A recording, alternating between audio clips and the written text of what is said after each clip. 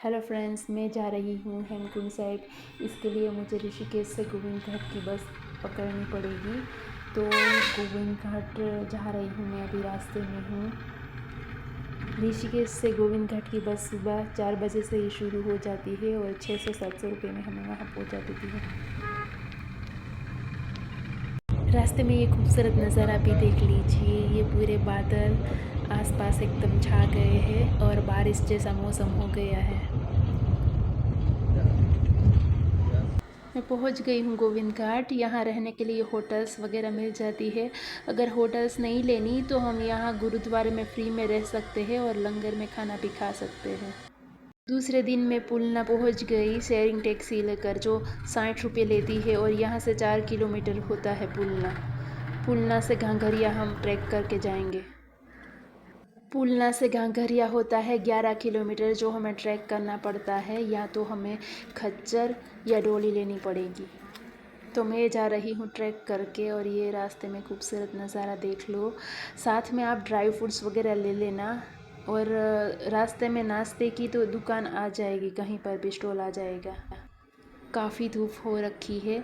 यहाँ स्टार्टिंग में वॉशरूम था और रास्ते में अभी दूर तक वॉशरूम नहीं दिखाई दे रहा। शायद वो लोग बोल रहे थे कि एंड में है और बीच में भी एक है, तो वॉशरूम कम मिलेगा पर नाश्ते की दुकान जगह जगह मिलेगी। और पानी भी हम रिफ़िल कर सकते हैं, कहीं पर मिल जाएगा। यहाँ नल जो लगा हुआ होता है।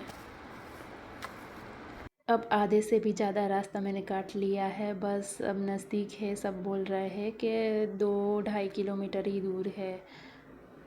रास्ते में पहाड़ और नदियों का जो व्यू है बहुत ही खूबसूरत है। फाइनली मैं पहुंच गई। ये सामने जो दिखाई दे रहा है वो घांघरिया बेस कैंप है और साइड में इधर हेलीपैड भी है, पर शायद ये बंद है। काफ़ी धूप हो रखा है और बहुत सारी खड़ी चढ़ाई करके इतना थक गई हूँ मैं। ये घांघरिया की बाज़ार है। यहाँ रहने के लिए होटल्स वगैरह थोड़ा महंगा मिलेगा आपको। आप यहाँ गुरुद्वारे में ठहर सकते हैं। यहाँ फ्री में लंगर भी खा सकते हैं आप। होटल का इधर पर डे का 3-3.5 हज़ार रहता है रेंट, और खाना भी महंगा है। नेक्स्ट डे सुबह 6:30 बजे मैंने ट्रैकिंग स्टार्ट कर दी थी। लोग यहाँ से खच्चर लेकर भी जा रहे हैं। यहाँ डोली भी मिल जाएगी आपको। 500 मीटर तक ट्रैक करके ये 2 रास्ते पड़ेंगे। एक जाता है, सीधा जाता है, वो हेमकुंड साहिब जाता है, और ये साइड में जो जाता है ये वैली ऑफ फ्लावर जाता है। तो मैं हेमकुंड साहिब के लिए सीधे रास्ते पर जा रही हूँ। वैली ऑफ फ्लावर का ट्रैक मैं कल करूँगी, जो दोनों घांघरिया से ही ट्रैकिंग होता है। देखो चारों तरफ हरियाली ही हरियाली है। मैं मॉनसून में आई हूँ। अगर हम अप्रैल में आएंगे ना तो यहाँ चारों तरफ बर्फ़ ही बर्फ़ होगी। ये ग्लेशियर का पानी पिघल कर आ रहा है झरना बनकर। देखो कितना सुंदर नज़ारा है। अभी आधा रास्ता मैंने ट्रैक कर लिया है, आधा ही बाकी है। दोस्तों, मुझे अरदास से पहले पहुंचना था वहां सुबह 9 बजे, पर अब मैं नहीं पहुंच पाऊंगी क्योंकि काफ़ी धूप हो रखी है। कोई बात नहीं, 1 बजे भी दूसरी बार अरदास होती है तो तब तक मैं पहुंच जाऊंगी आराम से। थोड़ा थोड़ा बारिश जैसा मौसम हो रखा है, देखो।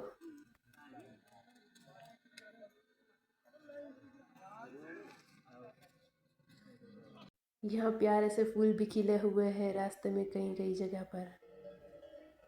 और साइड में देखो थोड़ी सी बर्फ़ भी जमी हुई है। अब हम एकदम ऊपर तक पहुँच गए हैं हेमकुंड साइड पर। बस नज़दीक ही है यहाँ से। अब पूरा ग्लेशियर पिघल गया है गर्मी की वजह से। अगर हम विंटर में आए ना, जैसे कि अक्टूबर आसपास, तो ये पूरा ढक जाएगा। अक्टूबर के बाद तो ये बंद हो जाएगा यहाँ पर, फिर अप्रैल में खुलेगा, तब भी यहाँ पूरा ग्लेशियर ढका हुआ होता है। बहुत खड़ी चढ़ाई है यहाँ पर, और कुछ लोग यहाँ से शॉर्टकट भी ले रहे हैं, पर आप ऐसा मत करना क्योंकि एक आध पत्थर यहाँ से सिरक गया और हमारा पैर फिसल गया तो सीधी दुर्घटना घट जाएगी। तो आप ऐसा मत करना, एकदम आराम आराम से जाना, सीधा ट्रैक कर कर। यहाँ से 2 रास्ते जाएंगे। एक सीढ़ी वाला है जो थोड़ा टफ है पर शॉर्टकट है, और दूसरा है वो सीधा रास्ता है और थोड़ा लॉन्ग है। तो सीधा वाला थोड़ा आसान रहेगा, सीढ़ियों वाला थोड़ा कठिन है पर शॉर्ट है। तो मैंने इस बार सीढ़ी वाला पकड़ा है और रिटर्न में मैं सीधे रास्ते से आऊँगी। 700 जितनी सीढ़ियाँ चढ़कर अब हम पहुँच गए हैं हेमकुंड साहिब। और मैं लकी हूँ कि मैं अरदास के समय पहुँच गई हूँ। ये 1 बजे की अरदास के बाद अब थोड़ी बार में ये दर्शन बंद हो जाएंगे। 2 बजे तक ही दर्शन हो सकते हैं, 2 बजे के बाद बंद हो जाते हैं। फिर कल सुबह हम आ सकते हैं यहाँ को। यहाँ दर्शन के बाद हमें प्रसादी में खिचड़ी मिलती है और चाय भी मिलती है दोपहर को। यहाँ माथा टेकने के लिए 2 बजे से पहले आ जाना, क्योंकि 2 बजे से पहले नहीं पहुँचे तो फिर बाद में एंट्री नहीं मिलेगी, बंद हो जाता है।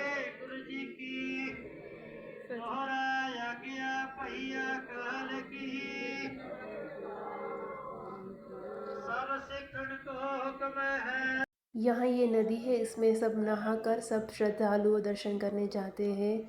बहुत ठंडा पानी है इसलिए मैं इसमें नहीं नहा सकती, पर मैं इसमें हाथ पैर धोकर ही जा रही हूँ दर्शन करने। तो गुरुद्वारा के अंदर कैमरा अलाउड नहीं है, इसलिए हमें आप अंदर के दर्शन नहीं करा सकते, इसलिए माफ़ करना। और यहाँ गुरुद्वारे के पास में एक लक्ष्मण मंदिर भी है। 1:30 बज गया है और मैं रिटर्न हो रही हूँ। जो सीधा वाला रास्ता था ना, वहाँ से अब मैं रिटर्न हो रही हूँ। यहाँ रास्ते में थोड़ी बाज़ार जैसा है, जहाँ से हमें कैन मिलेगा, जो हमें वो कुंड का पानी इसमें भरने के लिए काम आता है। और कुछ चीज़ें भी यहाँ मिल रही है।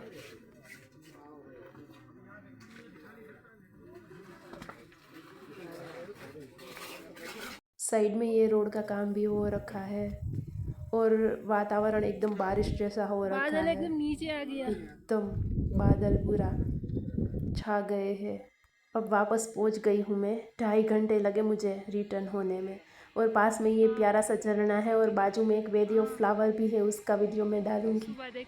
और कल यहाँ वैली ऑफ फ्लावर भी मैं जाऊंगी, उसका वीडियो मैं अलग से डालूंगी। अगर वीडियो पसंद आया हो तो लाइक कर और शेयर कर देना, सब्सक्राइब भी करना।